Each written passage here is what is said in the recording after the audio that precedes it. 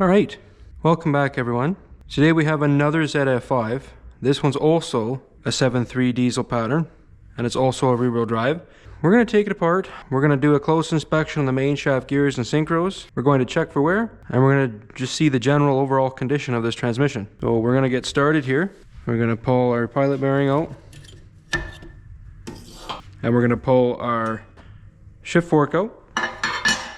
And now I've got our boot out. You saw I just pressed in behind there. I'm going to spin it around. I'm going to get these straps off, the U-joint straps. And we'll get our big impact and big sockets out, and we'll take this yoke off. Got my 1 7/16 on there.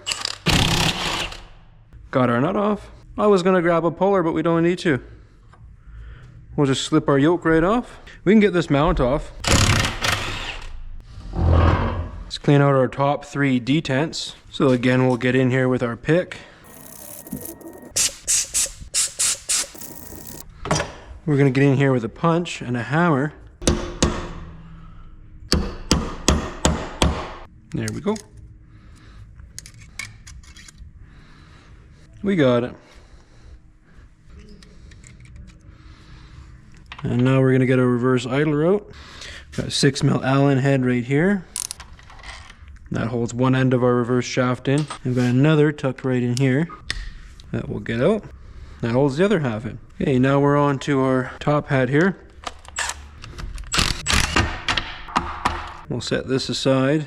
Take our reverse lockout out. Start pulling our case halves apart. We've got our top hat off, our reverse idler unbolted, got our detents out, we have our yoke off, and our reverse light sensor out. So that being said, we're gonna crack this thing open. We're just gonna give it some taps up here. And we see our fluid start to come out.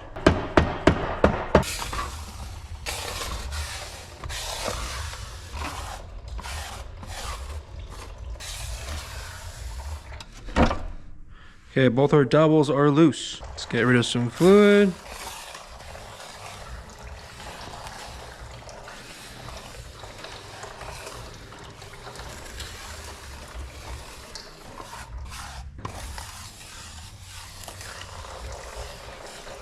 All right.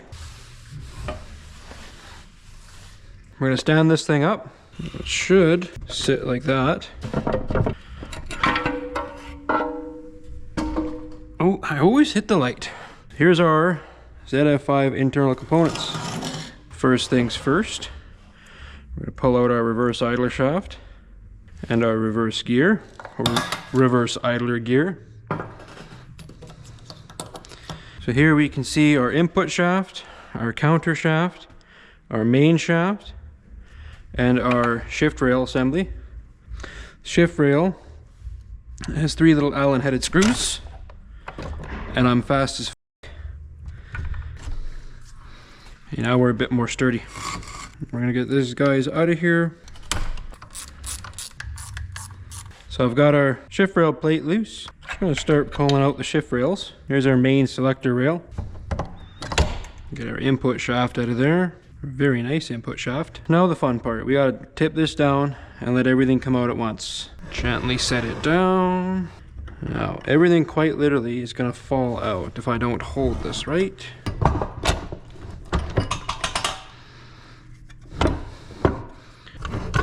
There we go.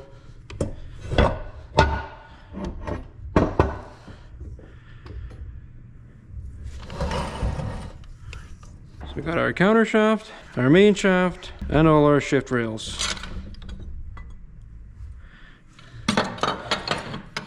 And obviously our rear half of the case there. So the way the gear reduction works is you'll have a small gear driving a big gear to get gear reduction. So we have all these gears here. These are our output gears. These are our drive gears. So you can see they mesh here, they mesh here, here, and our input shaft meshes here. Keep in mind I've left the synchro ring out. So how power flows through a transmission, and just because I can, I'm going to take my block and put it right here. So don't mind the block, but your engine is connected to the input shaft via the clutch splines. It is spinning when the clutch is released. Power flows through here, and you'll note the bearing inside here lets this spin freely from the rest of this shaft here, right? So power is flowing from here down to the counter shaft. Right now we're in neutral. No other gears are engaged. So the input shaft is spinning and the counter shaft is spinning. The gears in the main shaft can spin freely. If I hold the main shaft, they can also spin. They are not locked to the main shaft until these shift collars engage them. There we are. So now, technically, we're in fifth. The fifth gear is locked to the main shaft. I cannot spin the output shaft without spinning the fifth gear. So we're going to go back to neutral. So now we know that the gears can spin independently of the output shaft. So power flows through here into the counter shaft. We're still in neutral. Let's engage first gear. And we know it's first gear because it has the biggest output gear. So if we slide our shift collar here backwards, we are now in first gear. Power is flowing from here through the input shaft down to the counter shaft and back up through first gear here. Now first gear is spinning the output shaft because it's locked to the output shaft via the synchro sleeve. So now we're going to grab second. So we're going to disengage first, and we can tell this is second because it has the second largest output gear. Now we're in second. Power is now flowing through the input shaft down to the counter shaft and up to second gear. Now second gear is spinning. Now second gear is spinning the output shaft. Let's grab third. And just like first and second, third gear is engaged, and now power is flowing through the input shaft down to the counter shaft up to third gear. Fourth gear technically doesn't have any gear. Fourth gear doesn't exist because fourth gear is what's called direct drive, 1-to-1. So how we engage that is we move our shift collar here forward. Now the input shaft itself is locked to the output shaft. So fourth gear doesn't actually exist. All we're doing in fourth is we're locking the input shaft to the output. You get the point. Now the input shaft is directly spinning the output shaft.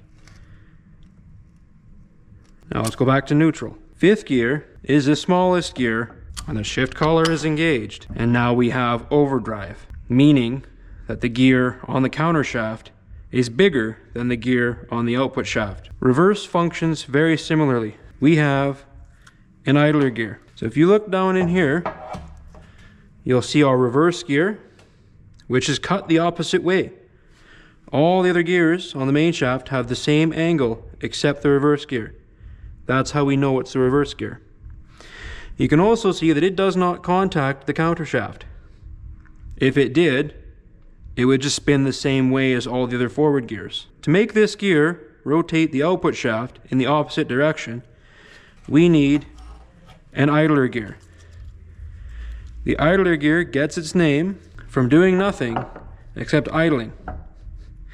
It sits here and it just spins until reverse is engaged. So we slide this shift collar forward to engage reverse. Now the reverse gear is locked to the output shaft. It's not connected to the counter shaft. So what we have to do is we have to have an idler gear in place.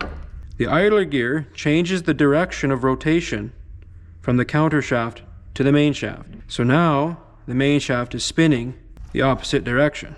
And then of course we go back into neutral and the idler gear continues to idle. That is a pretty in-depth explanation on how the gears in a 5-speed transmission work. Most are like that. Some have a different internal gear layout that causes power to flow differently than it would in this setup, but the concept remains the same. So now that I've explained that, I'm gonna clean everything up. If you enjoy this type of content, definitely give us a like and a subscribe. It helps the channel grow and we post pretty regularly. So here we have our shifter's top hat, and we're gonna go through how to change shifter bushings in a ZF5. First things first is we're going to get our T30 and we're going to undo all the screws on the top. There's 4 of them that hold the top together. There's our 4 screws.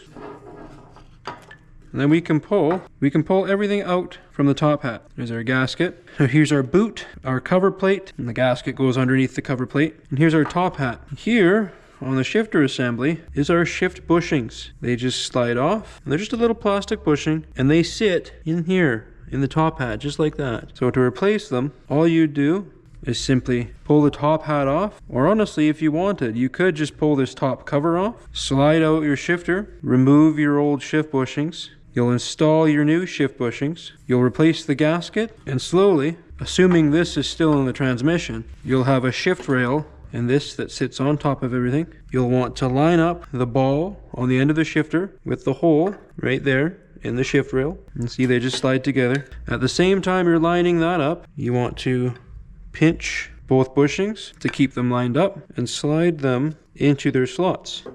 Of course, at the same time, we're trying to line up that ball. And then at that point, with your new gasket in there, you'd go ahead and do up your bolts. I'm not going to, just for the sake. That is how you replace shift bushings on a ZF5. All right, here we are back at it. And I have the input shaft and the synchro. And today we're gonna go over how a synchro works. So this is of course our main shaft, and this is where our input shaft rides on that bearing. We have a synchronizer ring, and that goes in between. Now this synchronizer ring also has another name called a cone clutch, and it's called a cone clutch because it rides and operates on this conical surface, this tapered surface. You can see there's a downward angle in relation to the angle of the gear. Now what this allows us to do is use this consumable part to slowly push in as this is sitting in the transmission disengaged.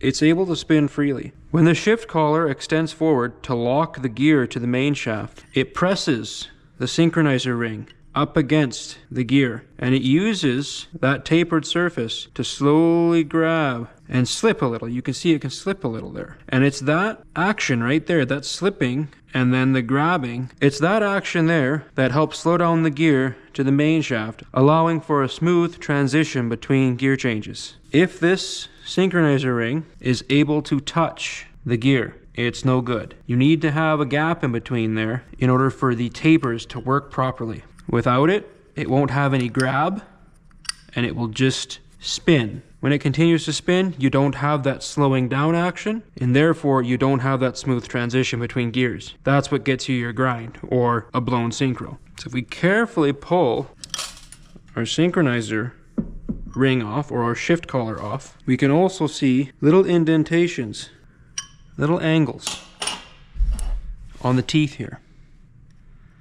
And it's those angles that grab. Right now it can't grab, but it's pushing. And then as it pushes, it slowly transitions and then spins in and locks. And when that slips in, the gear shaft follows suit, and then they're locked together. That's a quick rundown on how synchronizer rings work within the transmission. I hope you enjoyed. Okay, let's go over everything. For starters, we have the bell housing side of our case, the output side of our case. We have our input shaft, our reverse idler shaft, our shift forks, our counter shaft, our main shaft, our shifter top hat, our clutch fork, output yoke. This is our reverse lockout, and our hardware. So with that being said, thank you very much for watching. I hope you enjoyed. All the good salvageable parts will be up on the eBay, Valorous Wrecking. Once again, thank you very much for watching, and I'll see you in the next one.